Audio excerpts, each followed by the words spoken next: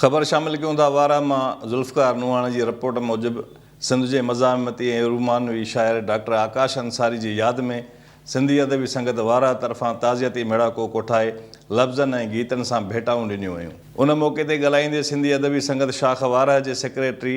आदर्श अमीर जान, लेखक ॾाक्टर बदर कुरैशी, नजीब चांडियो, इरफान मनान, कामरेड सरताज चांडियो, अब्दुल हादी चोलियाणी, गुलाम मुस्तफ़ा चांडियो, गफ़ार मीरजत, साहिल सिकंदर, फ़कीर जाफ़र लाशारी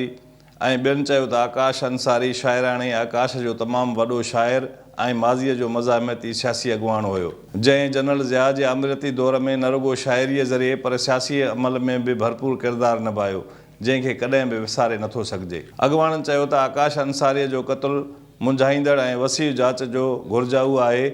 ख़दशो आहे त खेसि ॻुझे मनसूबे सां क़त्लु कयो वियो आहे, जंहिं सबबि सिंध जो सान्याहवंद तबिको सख़्तु ॾुखायल आहे। For more news and updates, keep watching BTV News First Ultra HD web channel.